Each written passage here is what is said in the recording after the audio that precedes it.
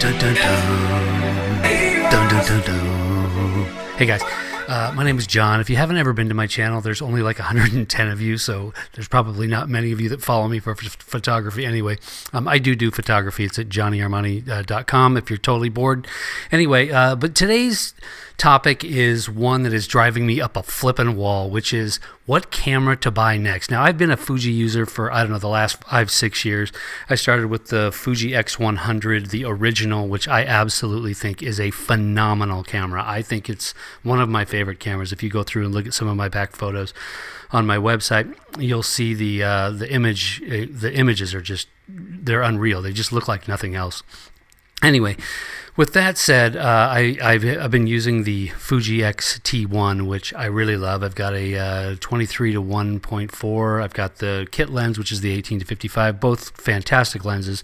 The 23 to 1.4 is a little ratchety, but it takes phenomenal pictures. And I don't really need to upgrade, but I'm at a point now where I'd like to jump into video a little bit more than the Fuji X-T1 can handle. And as we already know, there's no image stabilization in this camera.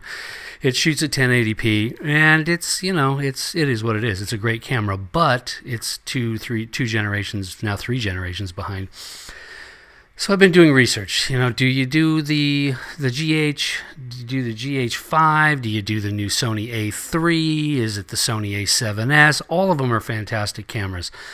But at this point, after all these years, I feel like Fuji has kind of, well, they're such a great camera company. I mean, their firmware updates are amazing. Their build is amazing. Their service is amazing. The cameras are just, I mean, they're a camera guy's camera. I mean, when you hang on to it, it's, minus the spit in my mouth, it's just a phenomenal camera. And while I'm not a Sony guy, and I've never really been a Canon guy, I had like a Canon 7D years and years ago, which was a good camera. I feel like I'm kind of in that transition point where I'm watching all these videos of the A7iii that are constantly bombarding the entire internet and how amazing it is. And is it really that amazing? And I have a funny feeling that it could actually be that amazing. So after all these years, I've decided that I am going to leave the Fuji ecosystem and try Sony, and I'm sure Fuji is not loving that. But you know, currently the X-T2, which looks like a great camera, the X-T3, which looks also like a fantastic camera, which shoots what, 10-bit, 200 megabytes a second. I mean, it's also a phenomenal camera. But we come back to the one thing that drives all of us nuts. Number one, it has no image stabilization, which the GHX, I always forget that, GH1, their weird camera that is somewhere in the midst there has it, but the X-T3 doesn't have it, which eludes me.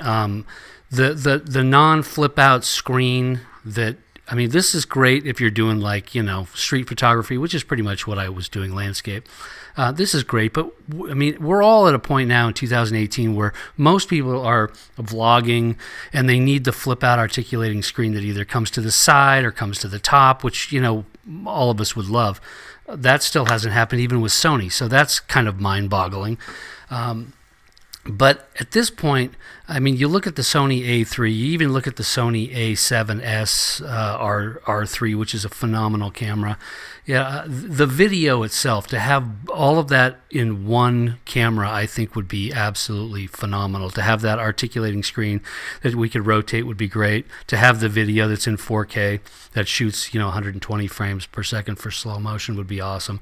But that's not happening in the Fuji line, and I feel like they kind of missed a step without putting the in-body image stabilization in the cameras. It just seems like a no-brainer. Those two things, I think both these companies just keep battling with, and I think all of us that are on here watching each other, you know, have this conversation are all saying the same thing. What the hell's going on with you people?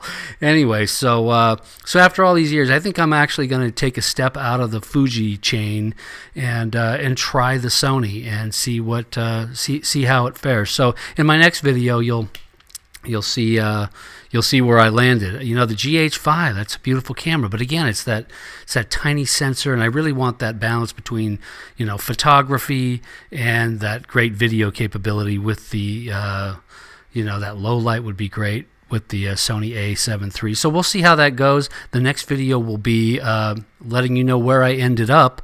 But, you know, Fuji is a great camera. I mean, I really love Fuji. I mean, I'm a Fuji guy. I mean, I love this stuff. I've never had a Sony, and so the next step will be to see, you know, how that fares. And I think Sony builds an amazing camera.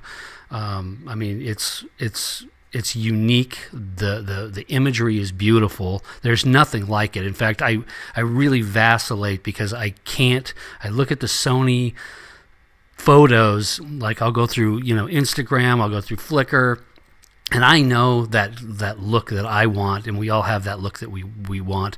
For me, it's that, you know, it borders on that Leica look. You know, the X100F is, God, it's just a beautiful camera. Again, no image stabilization, and of course it's a pocket camera, and it's designed for street photography and, you know, candid shots. But that's a beautiful camera. I mean, the images that come out of that camera they're mind-numbing. I mean, they're absolutely beautiful. And Fuji really, really kills it when it comes to unique look and performance of their cameras, their firmware updates. I mean, they're tops. I mean, they changed the game. The Fuji X-T1, I think it was firmware 5 that came out. It changed the entire camera. I mean, we were all like, who does that? So, you know, hopefully... you know, I'll be back sooner or later. You know, I'll probably do an X100F down the road. But for now, I think I'm selling my X-T1 and my lenses, and I'm gonna try Sony out and see what happens. So anyway, have you got any comments in the bottom? I know everybody's vacillated between what camera to buy. You know, the Panasonic, they do a great job. Sony does a great job. I'm not a Canon guy. I've looked up the EOS R 1,000 times. I've watched every video on it. The Nikon, the new Nikon, what is the Z27 or whatever the heck it is. It looks interesting. But I don't know. Fuji's its own unique blend of spice. And anyway, if you have any comments below, you know, hit me in here. I've got a couple of old Fuji videos somewhere down or up, sideways. Anyway, I'm John.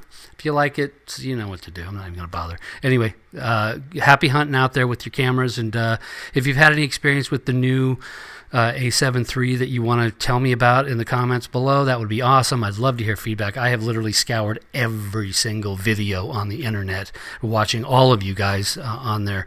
So, you know, whatever 4 or 5 cents you have, that would be great. Anyway, you guys take out. Peace out. Bye.